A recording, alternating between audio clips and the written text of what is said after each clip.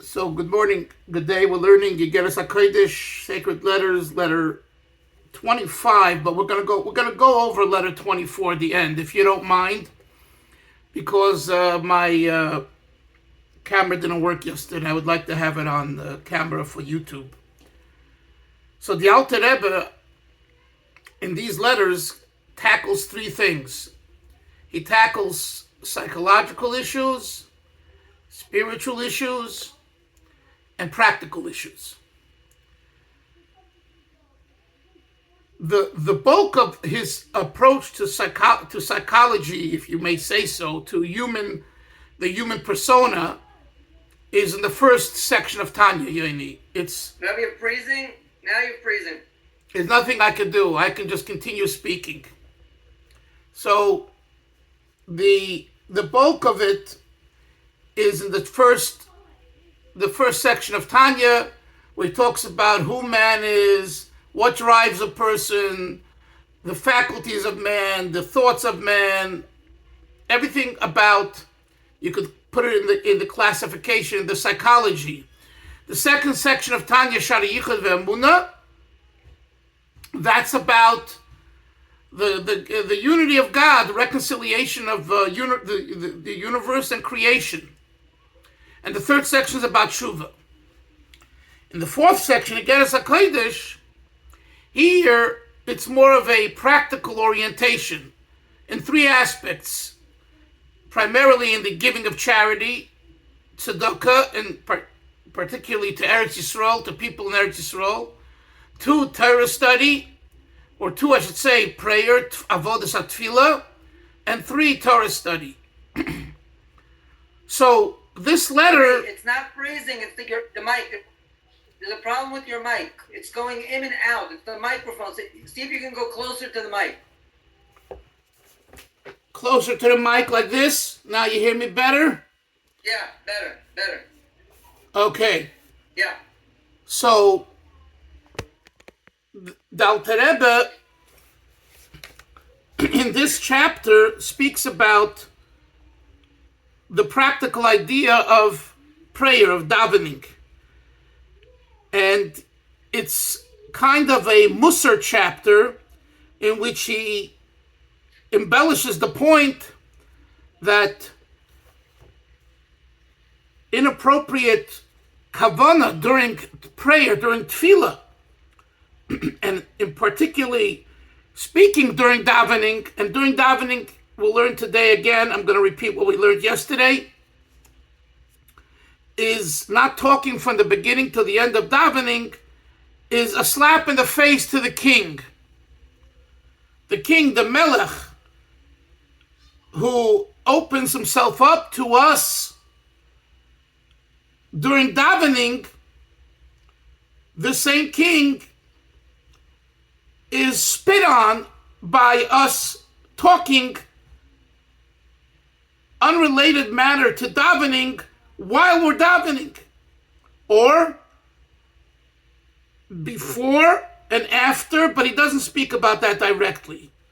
It's enough for him to demand that there be quiet in shul from the beginning to the end.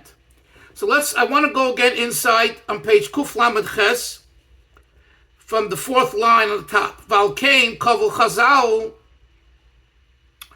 and therefore the sages established bitfila during prayer, ki'ilu lifnei melech, as though one is standing before the king, al kol ponim yeh mare ba'atzmai, at least see yourself, pretend, ki'ilu omed, as though you're standing before a king.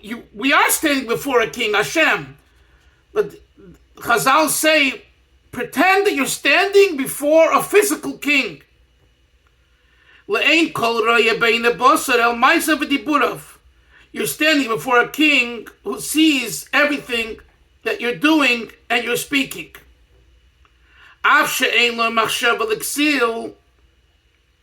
Even though a fool doesn't think this way, the fact is that this is the case.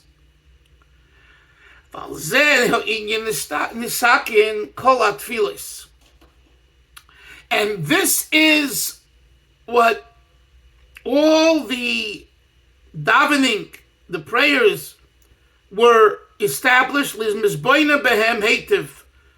when one reflects and meditates on tefillah properly. One realizes that I'm standing before a king, and therefore I should have that respect. And someone who doesn't appear to be this way, and he doesn't have the sense that he's standing before a king, Mischayev benafshay, he's obligated to die, corporal punishment, because you're spitting at the king, you're slapping the king, you're being chutzpahdik to the king. All of Omar Hazal, Musaar Igeres HaKodesh, and in the Holy Zohar, this idea is explained as the anik kolona bitikune ilo. This type of behavior is a disgrace to the supernal tikkun, the supernal correct spiritual corrective unity that's done through tefillah. Ve'achze pruda, and he shows that he's separate. Ve'leish lechulka belekad yisro, Rahman litzlan. Yoni, the Zohar says such a harsh language, such a harsh idea. This individual doesn't have a portion in the God of Israel, God forbid. Therefore, Halkein Shlichosayo, the Alter Rebbe says, therefore, without using the word I, but he means, therefore, I am delivering a message for God, for a message for the Razal, for the sages. Halkein Shlichosayo, the Razal Koavidna, we are doing, referring, kind of to himself, I am doing the mission of the sages. I am decreeing, we are decreeing a decree that's equal for all. One should not chatter, idle chatter, from when the Shliach Tzibur, the one leading the congregation, begins Lispalel Atfilah, to pray, to daven, until Gemar Kaddish Basra, Yoni. It's not enough just to after Aleinu. There's a Kaddish after Aleinu. So he says, no talking until the end of the last Kaddish. Shachris. This is obviously Nusach Svard. Because Nusach Ashkenaz, they do Kaddish before. Right. I know this because by Master Torachai, it messes me up. I know. Okay. Arvis, not only Shachris, this is true for Shach, Arvis in the evening, the Ma'ariv, Umincha in the afternoon prayer. So in each one, to wait for the end of the last Kaddish, V'chulu, etc. And the Alter Rebbe now gives a stern warning. Whoever desecrates this, Bezodain, intentionally, Yoshav ala Oretz, sit on the ground, on the floor, V'yevakish megibul anoshim, and request of 3 other men, Sheyatiru loy nidu shelamayla, they should absolve you from the heavenly excommunication that was brought on you for speaking in shul. You need hataras nedarim. This is called hataras nedarim. V'shav v'rafaloi. And when you do that, you do tshuva, v'rafaloi, and it becomes easier for the person. V'loi chal olav shum nidu lemafreya kol iker. And after you do this process of tshuva, by sitting on the ground and asking 3 people to absolve you from this transgression, you are forgiven, and it's as though you're forgiven retroactively, Yoni. As though you never committed the sin of talking during davening. And the Alter Rebbe says, "Ki mitchilosi lechol kol echad al kiyim al hameidem peishim." He says, when I mentioned before that there is an excommunication placed on you for speaking during davening, this is when you do it intentionally. And he calls the intentional act, he calls these people moirdim, rebels, lepoishim, and sinners, she'enam choshim klal, who don't have any concern, levakish kapora min hashamayim umin habriyos, to request of heaven, of God, and of people, al oven plili azeh, for this intentional, outrageous sin. So the Alter Rebbe is qualifying his words. And he's saying that when is this excommunication take hold? When you do it intentionally. The Gam Dafkin, and also when is it that this spiritual excommunication takes place? Kishemedabrim bezodoin b'shat nefesh. When you speak intentionally, b'shat nefesh means with the peacefulness, the tranquility of your soul, meaning it doesn't bother you. Like I said yesterday, the expression, you don't give a damn. But not ala sheicheach, someone who forgets himself and he talks out. Or that jumps forth from his mouth, kama tevois, several words, belay miskavin, without the intention of speaking during davening. You know, a habit. We have a habit. And when we break a habit, sometimes you fall back to the habit mode. So the Alter Rebbe says, I'm not talking about such a person, such a situation. You're not being excommunicated spiritually because of, a mistake you made or you forgot and all that. In that case, you don't need hatorah. You don't need an absolution, a resolve, an abolition of the sin. And God Almighty, who knows the inner heart of man and checks the heart and the kidneys, Elikim Tzadik, Hashem the Tzadik, He knows whether you really feel bad about talking during davening, or you're saying to yourself, I don't care, I can do whatever I want. Tiva Hashem latoivim. Hashem will do good to those that listen and do this good. Uliyishorim bilibaisam, and those that follow in the righteous path in their heart. So the Alter Rebbe is saying that this idea, for those that will follow and will be careful not to speak dvarim betelin in shul, while davening takes place, we'll have a special bracha. And I think it's something to consider. I'm talking to myself like I'm talking to you. We tend to talk sometimes during davening. I'm not talking about between Baruch Shomar and Shmon Esrei where you're halachically forbidden, before and after and all that. If we make a resolve not to do that, the Alter Rebbe, you see, gives this extra bracha which we can all use.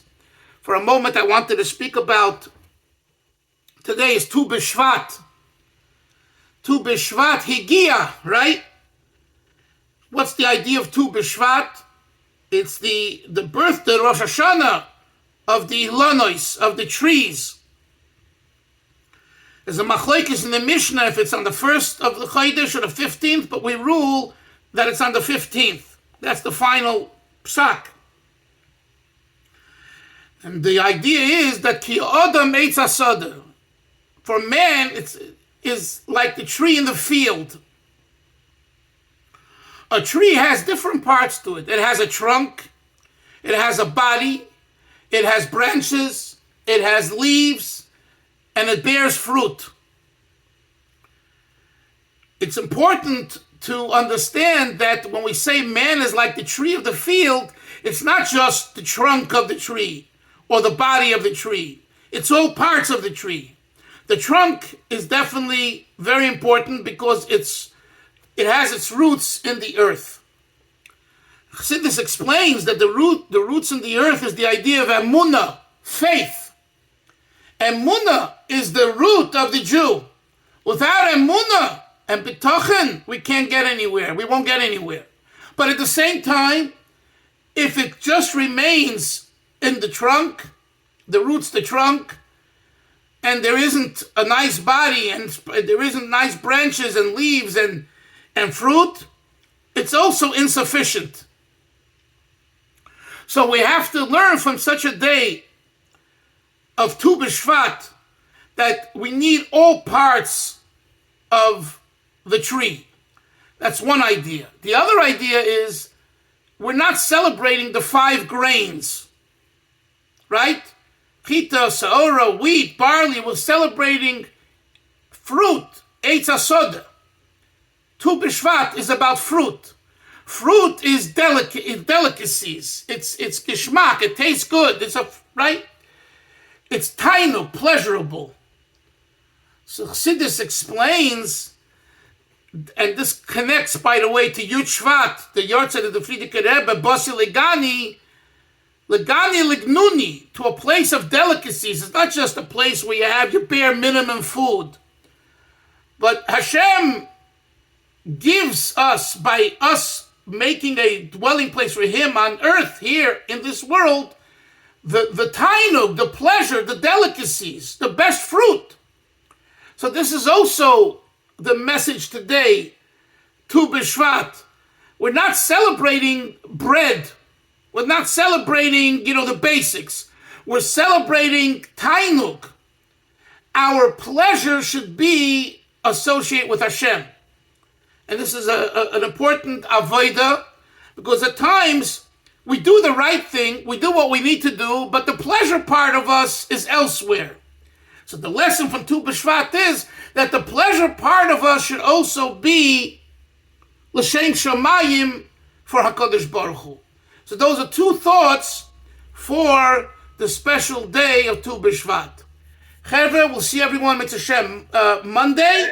Very yes. Good. I never heard that one, Rebbe. I never heard that second shot. The first one I heard. The second shot I never heard. Very nice. Okay, Baruch Hashem, that you can call me now Rebbe because I taught you something. I always call you Rebbe. I know. Anyway, good to see you guys. Where are you? I'm in Florida. I'm in Gulus, Florida. Gulus, Coral Springs. Enjoy the weather. Yeah, that's the only thing that's going on here is the weather. Anyway, see you guys Monday morning. Have a great Shabbos. Sei gesund. Bye-bye. Good Shabbos. Good Shabbos.